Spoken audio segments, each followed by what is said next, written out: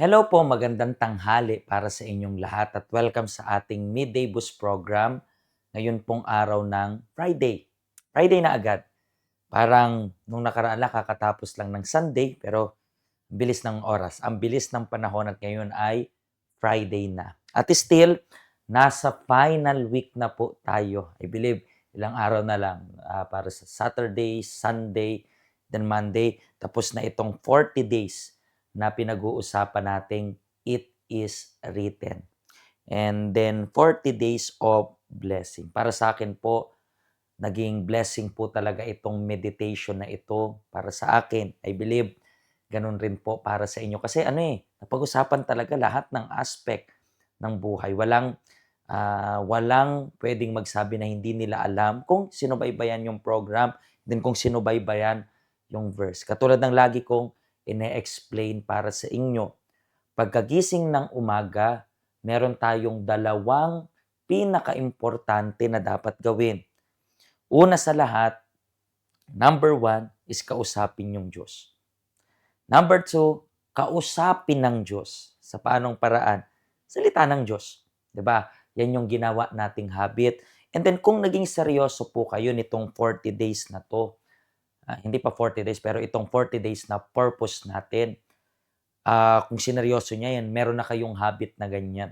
Huwag nyo na lang pong basagin yung habit na yan. So even tapos na yung 40 days ng it is written, yung daily meditation natin, just keep on reading lang po yung Word of God. Bakit? You have to read yung Word of God. Kasi nga po, yan yung nagbibigay sa atin ng lakas. Hindi natin kontrolado kung anong pwedeng mangyari later on. Like for example, tanghali nyo siguro to napapanood, but we don't know kung anong mangyari after nitong program na ito. Pero kapag nasa umaga pa lang, nandun na sa utak natin yung salita ng Diyos, it will boost us. That's why midday boost. It will boost us. Pinapalakas tayo nito para saan? Para harapin natin lahat ng hamon ng buhay. Pero hindi lang basta harapin, kundi magtagumpay tayo sa lahat ng hamon ng buhay. And talking about hamon ng buhay, ano yung pag-uusapan natin for today? Yung pag-usapan natin today is related sa mangyayari starting bukas, Saturday, and then especially sa Sunday, sa weekend nating meeting. Ano ba yung mangyayari ngayong weekend? Okay? So, ano ba yung pag-uusapan natin ngayon? Ang title ng pag-uusapan natin sa day 37 is Sign na mayroon kang Espiritu Santo.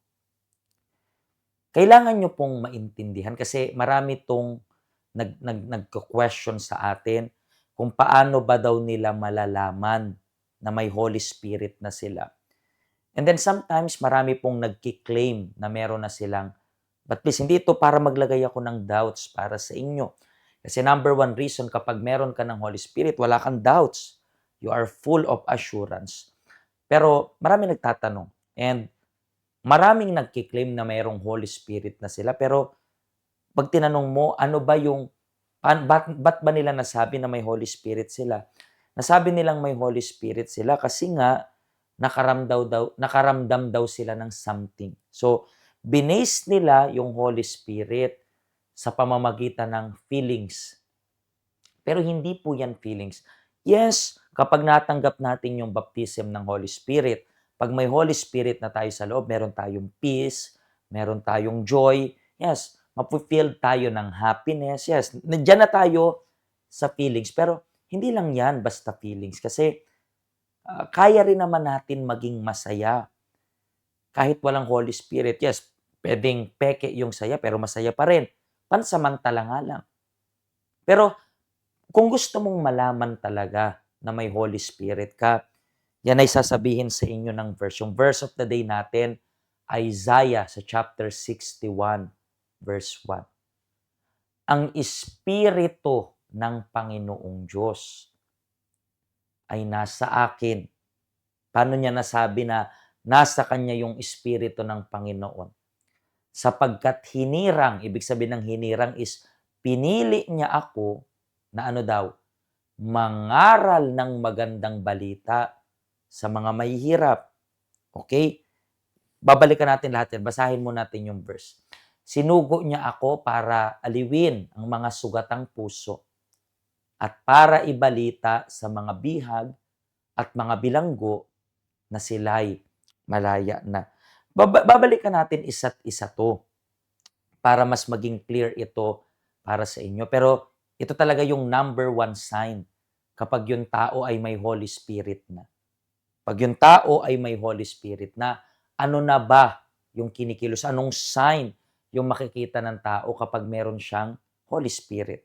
Yan yung pag-uusapan natin this time. Okay, basahin natin ng mabagal. So, sabi niya dito, ang Espiritu ng Panginoon ay nasa akin. Kasi pinili niya daw, ang number one sign is nangangaral ng magandang balita sa mga may hirap. Pero take note, hindi literal na mahirap, hindi yung pobre. Okay?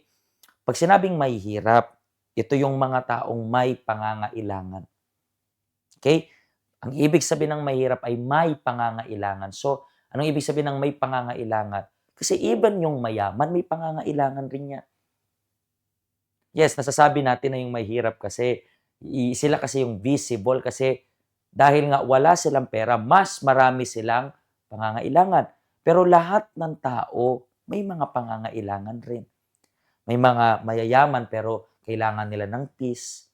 May mga mayayaman pero wala silang joy, wala silang happiness, di sila makatulog ng maigi. So, sila rin dapat pangaralan. Hindi ka namimili o ito, no, hindi ka namimili. Ito, wala kang judgmental eyes. Kapag may Holy Spirit ka, wala kang judgmental eyes, tinutulungan mo lahat ng tao. Ano pang sabi dito? Sinugo niya ako para aliwin ang sugatang puso. Yan yung sinasabi ko kanina, yung mga may pangangailangan. Yung iba sa kanila, broken-hearted. And then itong bihag. Anong ibig sabihin ng bihag? Mga nakakulong sa addiction, nakakulong sa miserableng buhay, nakakulong sa insomnia, sa depression, sa mental health issue, and then ideklara daw na malaya na. Bakit ko nasabi ito para sa inyo? Kasi kung hindi nyo po nakikita yung uhaw na magligtas ng kaluluwa, kung hindi nyo po nakikita na parang, hindi yun obligasyon, pero parang inuobliga mo yung sarili mo na tumulong sa iba. Hindi po pagiging matulungin sa maling paraan kasi may mga taong matulungin daw sa maling paraan pero papahiram yung passport para makautang, pera para sa ganito. Hindi ganyan yung gusto na tulong na ipinapakita ng Diyos. Walang sinabi dito, bigyan mo ng pera. Walang nakasulat yan, kundi palayain. At sino bang magpapalaya sa kanila? Yung Diyos. And this coming weekend po, meron tayong Lord's Supper. And then meron pa nga tayong binigay na paper, yung take away this pain. Yung iba sa inyo nakatanggap ng paper niyan, yung iba hindi. Pero regardless kung may paper ka o wala, siguro para yan sa'yo, pero siguro kumuha ka ng extra to save yung ibang tao. I-follow up mo po sila. Kasi kung may Holy Spirit ka, okay, fine, may mga times na hindi tayo nakakadala ng soul sa church. Pero when was the last time na nakadala ka ng soul sa tahanan ng Diyos? Kasi kung, hindi, pastor, ang last soul na nadala ko, 2 years ago, and then you claim na may Holy Spirit ka, ayoko maglagay ng doubt, pero nasan yung fruit ng Holy Spirit? Nasaan yung pagpupursige na at least isang kaluluwa para sa tahanan ng Diyos? So bukas po meron tayong Lord's Supper. Ito po yung ating address. Ito po yung ating schedule rin this coming weekend. So alam nyo na kung anong oras nyo dadalhin yung inyong mga invites. Pero sana hindi po kayo pupunta na mag-isa. Dapat meron kayong kasamang isa. Mag-pray po kayo. Bago kayo lumabas ng bahay, siguro mag-market kayo today. Siguro bukas, pupunta kayo sa church. Sabi, Panginoon, bago man lang ako pumunta sa church, meron akong isang soul na madadala sa tahanan mo. Dapat ganun yung mentality mo kung sinasabi mo na may Holy Spirit ka na. Kung natulungan po kayo ng video for today, alam ko medyo humaba, pero importante kasi. Kung natulungan kayo ng video natin for today, wag mo nyo pong kalimutan na i-share yung link para sa lahat.